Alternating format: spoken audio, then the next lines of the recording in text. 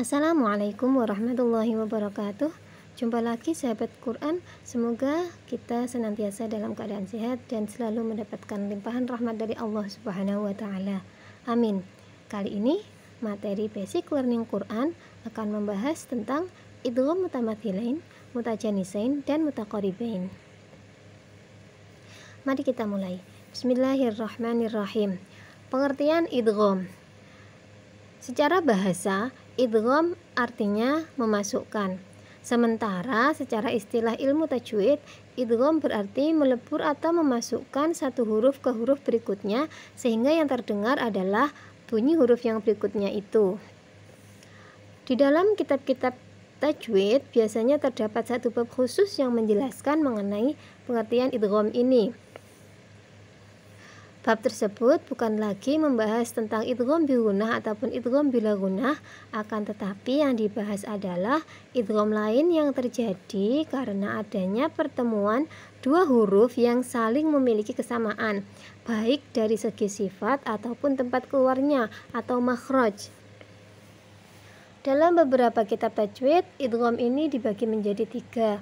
Salah satu kitab tajwid yang menyebutkan bahwa idgham ini dibagi menjadi tiga adalah kitab yang berjudul Pelajaran Tajwid karangan dari Kiai Haji Imam Zarkashi.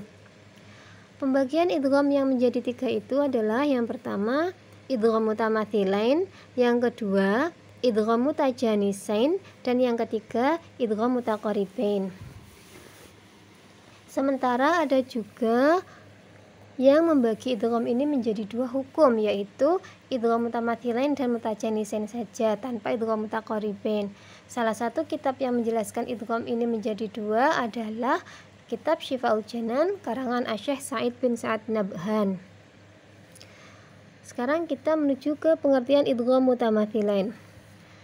Mutamathilain pada dasarnya memiliki arti dua hal yang sama, sehingga apabila digabungkan, arti idgham mutamathilain adalah bertemunya dua huruf yang sama, baik makhraj ataupun sifatnya, sedang yang pertama huruf tersebut disukun atau mati.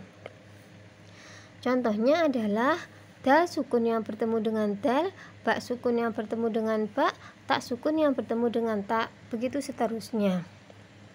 Cara membacanya adalah dengan memasukkan huruf yang pertama yang disukun itu ke dalam huruf yang kedua, atau dengan mentasydidkan huruf yang kedua.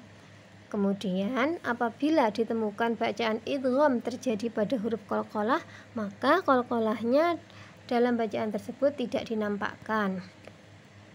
Sekarang kita ke contoh lafadznya.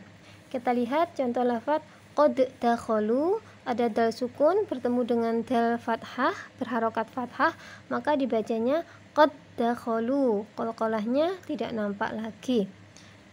Contoh yang kedua lafadz idrib bi'asyaka, ba pertama disukun lalu ada ketemu ba lagi yang berharokat kasroh, maka cara membacanya idrib bi'asyaka, bukan idrib bi'asyaka.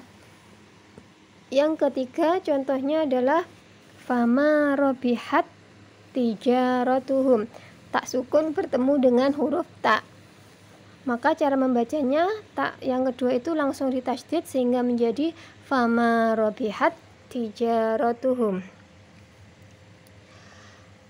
Ada pengecualian. Setidaknya ada pengecualian dalam bacaan idgham mutamathilain ini, yakni apabila ada huruf wawu sukun yang bertemu dengan huruf wawu hidup atau ya sukun yang bertemu dengan huruf ya yang masih hidup. Contohnya lafadz isbiru wa syabiru, wawunya disukun, kemudian belakangnya ada wawu lagi. Atau contoh lain fi yaumin kana, ya sukun bertemu dengan huruf ya. Maka cara membacanya adalah dengan dibaca panjang sebagaimana mat topi'i. Sekarang kita ke hukum idgham yang kedua, yaitu idgham mutajanisain. Kata mutajanisain sendiri artinya sejenis. Yang dimaksudkan di sini adalah pertemuan dua huruf yang sama makhrajnya tetapi tidak sama sifatnya. Ada juga yang menyebut nama idgham mutajanisain ini dengan istilah idgham jinsi.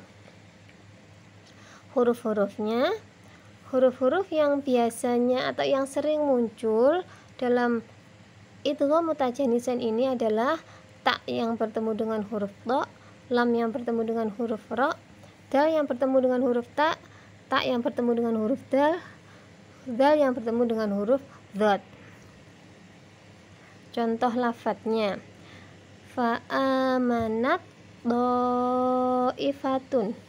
Tak sukun bertemu dengan huruf to, maka cara membacanya taknya hilang langsung ke suara huruf to yang ditasydid.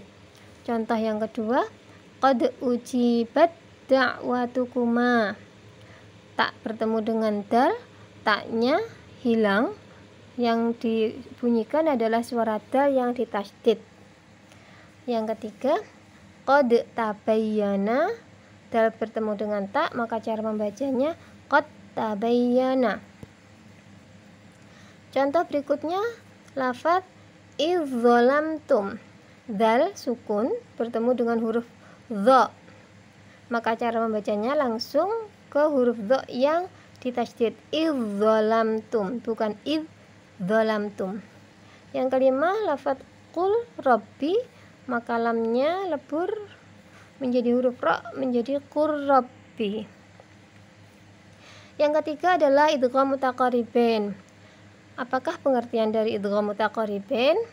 Secara bahasa, idgham mutaqaribain terdiri dari dua kata, yaitu idgham dan mutaqaribain. Idgham sendiri artinya memasukkan, sedangkan mutaqaribain adalah dua huruf yang berdekatan.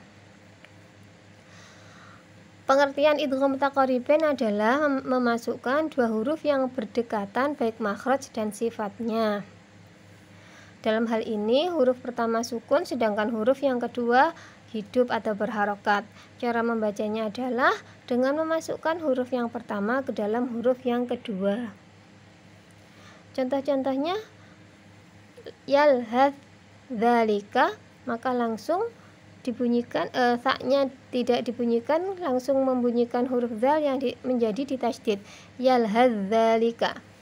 Yang kedua, lafaz irkab ma'ana, ba sukun bertemu dengan huruf mim, maka cara membacanya menjadi irkam ma'ana. Yang ketiga, alam nakhluqkum, qaf mati bertemu dengan huruf kaf, maka cara membacanya kafnya ditasydid sehingga menjadi alam nakhluqkum. Sekian pembahasan materi tentang idgham kali ini, semoga bermanfaat. Wassalamualaikum warahmatullahi wabarakatuh.